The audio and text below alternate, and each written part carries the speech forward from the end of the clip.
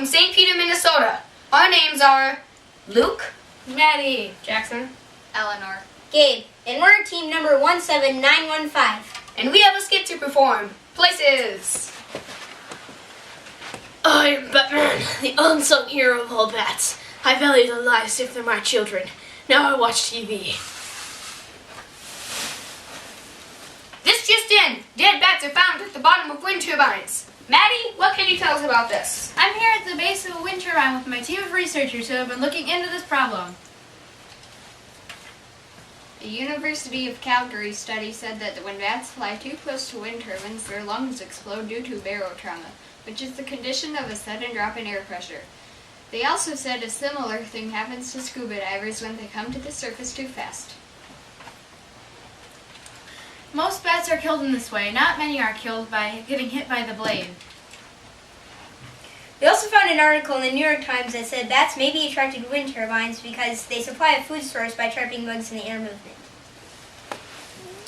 According to Popular Science, up to 600,000 bats are killed each year by the turbines. That means there are a lot of mosquitoes out there that are still alive that the bats would have eaten. No, this is not justice! I failed you! Did you meet with any experts on this issue? Yes, we met with Dr. Mike Ferragamo from Gustavus. He is the director of neuroscience and biology. He told us about bats and how they use echolocation to navigate.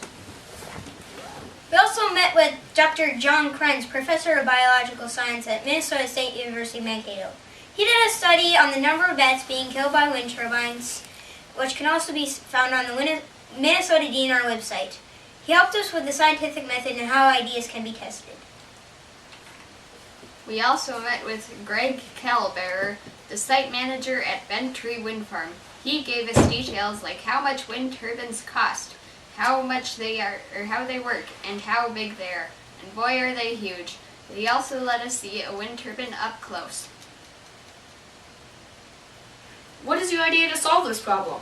Mother Nature Network told us about bat boomboxes, which can be attached to wind turbines and emit a high continuous ultrasonic sound between 20 and 100 kilohertz. We think an ultrasonic sound is a good way to repel bats, but we want to make an ultrasonic whistle so it uses wind instead of energy. Would this whistle be expensive to manufacture? No, it would only be about $0.25 or so. It can be 3D printed, which is very cheap. Have you shared your solution with anyone besides the millions of television viewers? Yes, we shared it with Dr. Mike Ferragamo from Gustavus, Dr. John Krenz from MSU, and Greg Calaberer from the wind turbine farm. We also made a YouTube video to share with all the other wind turbine farms. And now for a short commercial break.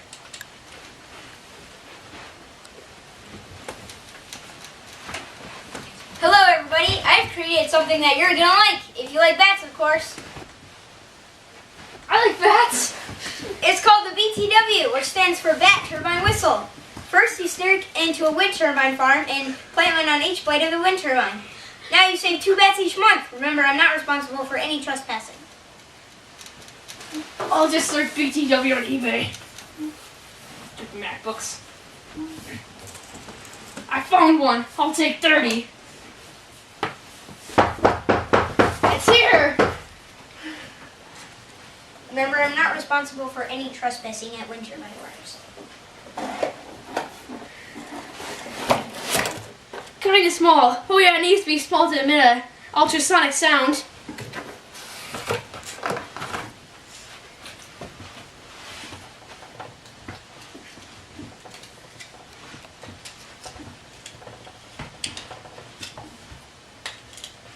Justice for all bats.